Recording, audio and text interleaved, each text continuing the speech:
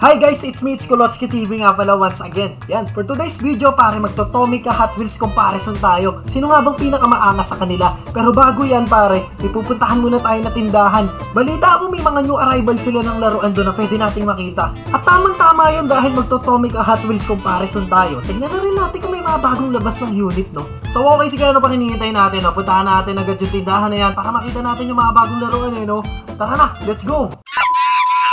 So yan guys, ito yung sinasabi ko sa inyo, yung Oli & Co. Ayan, maraming salamat sa inyo Oli & Co dahil pinagbigyan nyo ako mag-video rito sa store nyo. Si Oli & Co is para siyang Toy Kingdom pare, 100% na branded and legit yung mga binibenta nilang toys dito. Ayan, tulad neto, meron sila ditong Godzilla & Kong pare. Ayan, Godzilla X Kong, yung bagong movie ngayon na ilalabas sa March 29. Yan, may bago na naman silang movie, no? Panigurado magbabakbaka na naman dito si Godzilla tsaka si King Kong, tapos sa bandang huli bati-bati sila. Pero may bago silang kalaban dito, ang pangalan nito is Shimo. Yan, kung makikita nyo dito sa toy na to na hawak ko, yan, ito yung bagong kontrabida sa palabas ni Godzilla tsaka ni King Kong, no? Si Shimo pare. Kakaiba, no? Mukhang nakakatakot tsaka mas malakas. Sa unang movie kasing kalaban nila dun Android, Android na Godzilla. Ngayon naman mukhang kalahi ni Godzilla pare na mas malakas. Yan, ito yung mga laruan dito, may maliliit na version. Yan, si King Kong pare, tingnan nyo naman, may gauntlet na nasuot.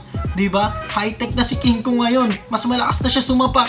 May gauntlet siya Para ka ng si Thanos. Yan, itong hawak ko is 399 pare. Hindi nga pala Hasbro yung ano nito, yung gumawa nito. Ang gumawa nito is Playmates pare. Bago lang din sa akin sa paningin ko yung Playmates. Tignan nyo naman, no? May mga bagong karakter, may mga bagong unggoy na lalabas, no? Grabe. Kasing laki kaya ni King Kong din yung mga bagong karakter na yun.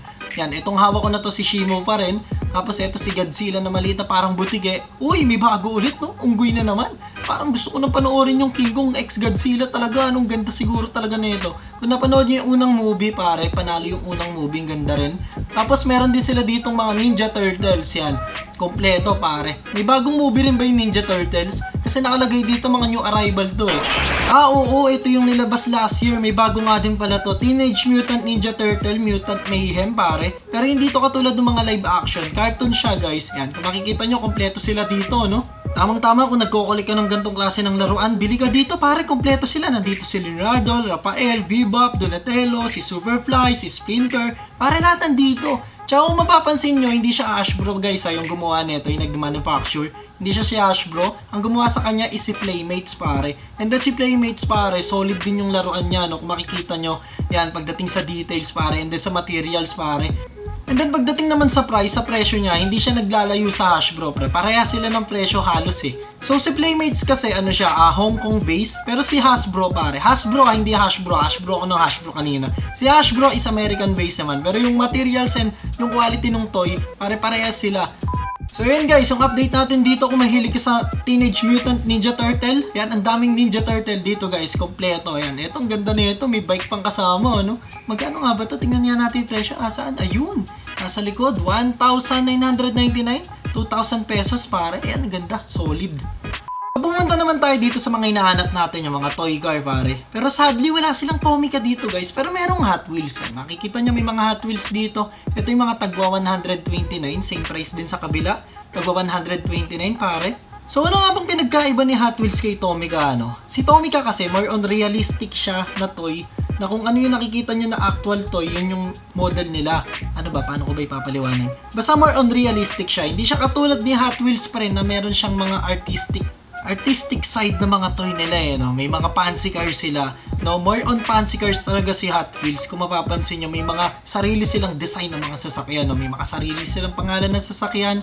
And then, yun yung mas maganda ron, no? Ang daming pwedeng pagpilian sa Hot Wheels. Sa Tomica rin naman, ang daming pwedeng pagpilian. And then, meron din naman sila mga fancy cars. Pero konti lang, hindi katulad ni Hot Wheels pare. Talagang yung isip ni Hot Wheels pare, kakaiba no? Pang out of this world no? Ang gaganda ng mga design na sasakyan nila. Although pagdating naman kay Tomica pare, yung mga design na sasakyan nila, talagang tawag dito, premium na premium, ang ganda, di ba? So yun yung pwede nating sabihin na magkakaiba nila. Mas maraming pwedeng pagpilian kay Hot Wheels. Si Hot Wheels nga pala guys, ang pinakamura niya is 129. Yun yung basic car nila. Meron din naman silang premium, yan yung may tagta 300. And then meron silang metal kung tawagin na super metal ata. Full metal ata yun guys. Metal na sa 500 pesos siya. So para mas makita natin yung comparison ng dalawa, tara tingnan natin pag-eksperimentohan at pagtapatin natin yung dalawang sasakyan na yan. So eto na, let's go! So pagdating sa presyo yan, yung una nating tignan is si Hot Wheels is nasa 129 yung pinakamura niya. And then si Tomica naman is nasa 329 naman yung pinakamura niya. So obviously mas mura si Hot Wheels kaysa kay Tomica. So kung pagdating sa presyo kung sino mas mura yan, check tayo kay Hot Wheels dito. So pagdating naman sa packaging guys, si Tomica is nakabox siya. And then naman si Hot Wheels is nakalagay siya sa isang transparent na lalagyanan, which is mas okay din kasi para nakikita natin yung unit. And then pagdating naman sa Tomica, hindi mo makikita yung pinaka-actual na laruan dahil nga nakabox siya. Pero pwede mo pa rin siya makita kung dun sa Toy Kingdom kasi mga naka-display yun. Kaso nga lang hanapin mo pa isa-isa, di ba? So sa packaging, siguro 50-50 tayo dito. Parehas naman okay, pero mas maganda si Tomica kasi nakikita natin yung mismong actual na laruan. So dito naman na tayo sa actual guys. I-check naman natin yung front, yung headlight, yung hood, yung side mirror, tsaka yung nasa likod nila. Ayan, tignan natin. So sa appearance naman tayo nitong toy. So unahin natin si Tomica. No? Parehas nga palang Hammer to. Itong kay Tomica is Baja Blazer, Humvee. Yan. Ito kung mapapansin nyo guys, yung taas niya is plastic. Yung pinaka-body ng sasakyan is plastic. And then yung mga extra color is paint. Yan. Kung mapapansin mo, yung logo niya is paint. And then yung number 54 is painted din. And then pagdating naman sa doors guys, yung doors niya is naka-fix. Hindi siya nabubuksan. And then yung windshield, yan, color black lang siya. Hindi siya nasisilip yung loob. Which is okay din naman, pero mas maganda sana kung transparent siya para makita natin yung details niya sa loob no? Pagdating naman sa paint, napansin ko hindi siya ganun ka-perfect para yung pagkaka-paint niya. Yan, medyo may mga sablay-sablay ng konti, may mga patsi-patsi. Pero hindi talaga maaalis sa laruan yung ganyan no? Minsan may sablay talaga, hindi na perfect. Pagdating naman sa base part, pare, yung base ni Hot Wheels is metal. Yan, kung mapapansin nyo, metal siya guys. Yan, napaka-solid. And then yung tires niya is made of plastic, pare. Pero very detailed yung gulong niya. Yan, maganda. Yan, kung mapapansin nyo, hindi nga siya halata na plastic talaga. Parang nga siyang ano sa akin, parang rubber no? Pero pag hinawakan nyo, mararamdaman nyo na plastic yung material sa ginamit. Pagdating naman sa suspension, kung mapapansin nyo, ayan, ang tigas, wala siyang suspension guys. Sayang no, hindi nilagyan ni Hot Wheels ang suspension tong car nila. Pero ayan, kung makikita nyo, para very smooth yung pag-andar, paniguradong bilis nito pag inilagay sa racetrack no? Pero overall, okay naman. Sok naman sa presyo na 129. Okay na rin sa presyo niya na 129. May pang-display ka na pare na maangas na car. And then pagdating naman dito kay Tomica pare, wala ka talagang masasabi dito. Napaka-solid at napakaganda talaga. Pare, perfect tong sasakyan na to ni Tomica talaga. Sulit na sulit yung pagbili natin dito na 329 pesos pare. Kung mapapansin nyo, pagdating sa mga doors, yan, may pintuan to na nabubuksan. Etong Hammer na to, yung likuran niya nabubuksan. Yung pintuan niya sa likod, yan, nabuksan siya, diba? And then pag sinilip nyo pare, pati yung mga upuan yan, and then yung mga details sa hood, yung manibela, is masisilip mo siya guys. Hindi katulad kay Hot Wheels na wala siyang feature na ganito. And then yung pinaka-body ni Tomica pare, pure metal siya. Yan, napaka-solid na metal niyan, parang totoo na talaga, no? Actual car, no? Kung titignan mo, no? Mini car, no? So, yan, yung headlights sa likod, yan, painted siya, hindi siya, hindi siya yung may parang plastic effect na parang glass. Hindi katulad nun sa iba. Yung ibang unit ni Tomica, meron siyang ganun.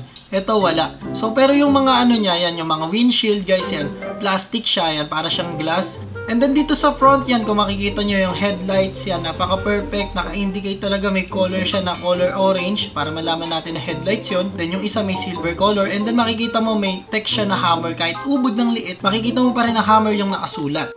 And then pagdating naman sa base niya pare, ang pinagkaiba nila ni Hot Wheels, si Hot Wheels bakal yung base, plastic yung body. Ito naman si Tomica, bakal yung body, plastic yung base. Kung mapapansin nyo, yan yung pinakailalim is plastic yan guys.